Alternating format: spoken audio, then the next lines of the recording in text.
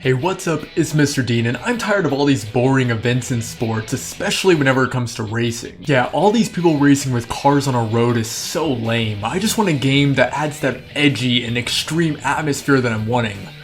Well, enter Excite Truck. Yeah, as soon as I heard that heavy metal intro, I just knew I was in for a good time. Alright, Excite Truck for the Nintendo Wii. I have had this game in my catalog since I was a freshman in high school because my friend gave it to me and I never once played it, so my bad. It's okay, I'm correcting my mistake now. This was one of the launch titles for the Wii in North America, releasing on November 19th, 2006, once again specifically in North America. North America actually got that crazy truck driving experience before the rest of the world, as it would release months later in Japan and Europe. This is also kind of in that same series with Excite Bike, except now, you know, it's evidently not bikes anymore. Alright, so getting into the actual game, it launches you right into a tutorial, which I was not expecting this game to be as in-depth as it is. I'm not sure what I was expecting, to be honest, but this was a pleasant surprise. So you hold your Wii remote kind of like you were playing New Super Mario Bros. Or Mario Kart Wii, that is sideways, with 2 being your accelerate button and 1 being your brake. The D-pad is how you boost, which you need to keep in mind the gauge on the bottom right, which lets you know how close your truck is to overheating,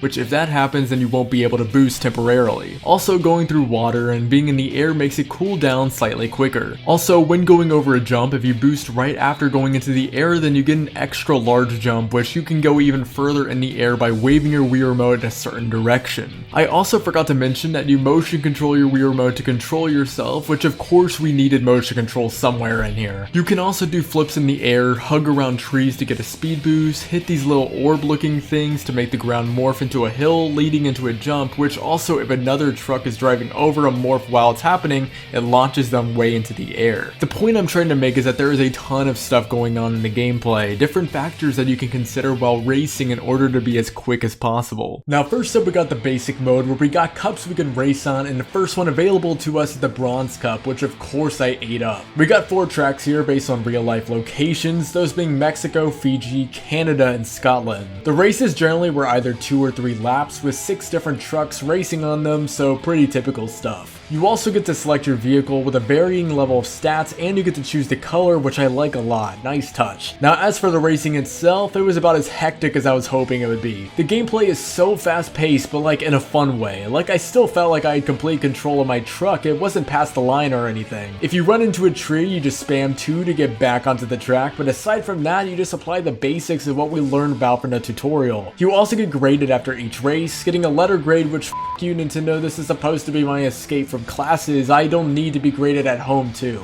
But yeah, this is the Bronze Cup, and there is also Silver, Gold, and Platinum. It pretty much just gets slightly harder the higher up the cup is. Also, it may throw a few new tracks at you, like say Finland or China. One thing I did find kind of interesting about the cup feature in this game is how you do each race one by one, instead of in say Mario Kart where you pick a cup and race on all 4 tracks in a row. So here, if you do bad in a race, it is much quicker to do it again, which me personally, I kind of prefer the Mario Kart model since it makes every single race more intense, but it is definitely to each their own. Now one thing that this game does incorporate over Mario Kart is the stars mechanic, which I actually like a lot as an alternative. See, finishing in first isn't 100% your goal in this game. While yes, you get stars for doing it, your goal each race is to rack up star points, which is done by doing things like drifting, crashing into other racers, going through rings in the air, and so on. Basically, what you learned about in the tutorial is how you get stars. Also, as for unlocking cups, so for instance, let's just say the Platinum Cup, you need to complete the Gold Cup with a B grade, so there is clear incentive on what to do in the races. I also noticed that each of the tracks were different in each cup, which hence increased the difficulty, which was a nice touch. You do also unlock trophies occasionally through getting achievement points, which was also a pretty cool feature. Also, you can unlock new vehicles and paint jobs through doing good in these cup races. You also get to unlock Super Excite Race after getting an S ranking on all the cups in the normal Excite mode, which is basically just a harder mode. The same thing goes for Mirror Race mode, which acts similarly to Mirror mode in Mario Kart and is unlocked by getting an S on every Super Excite racetrack. Now as for the other modes we got here, there are some challenges. First off, we got Gate Challenge, which takes place on either Canada or China. Basically there is a timer that is constantly counting down, and going through these gates adds a couple of seconds to the timer, and your goal is to keep it from reaching 0. You also get stars for going through them, or the rings when going over jumps. Every so often the gates also close in and get smaller just to make it a bit harder. Overall I really enjoyed this mode. It was good to just kind of zone out and go crazy on. Next up we got Ring Challenge, which just has you needing to time your boost over jumps in order to make it through as many rings as you can,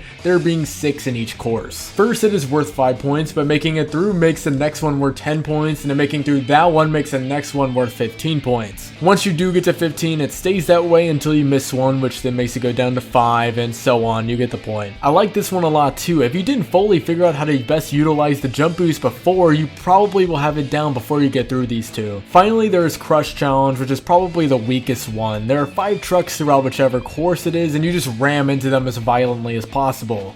Yup. You can also unlock the Super Challenge mode via getting an S rank in all the normal challenges. Also, one last thing, you can unlock an additional track called Nebula, which takes place in f***ing space by getting passing grades on all the Super Excite tracks. This is pretty cool, but also just like, why did we go from all these real life recreations to f***ing Nebula? And well, with all that, that's the main gist of Excite Truck. I've never really played any of the other Excite games, which I am definitely wanting to get around to changing in the future. I'll be completely real though, for whatever reason I didn't really expect this game to be as fun as it was. No idea why, because it's got flying trucks all over the place, but I was expecting to load it up and then go, you know what, I could just be playing Mario Kart right now. But no, it was actually a really good time running through everything. Also, progressing further and further into the game got to be pretty hard and forced you to really get acquainted with the controls. I didn't fully complete the game, which isn't the point of this series, but I did find myself getting A's or B's and being like, okay, come on, I'm better than this. Also, sure, there'll be games I hit on this channel that I talk about and then just kind of don't really come back to, but I can totally see myself whittling away at this and trying to eventually get more and more S ranks. Anyway, with all that being said, thank you for watching, and as always,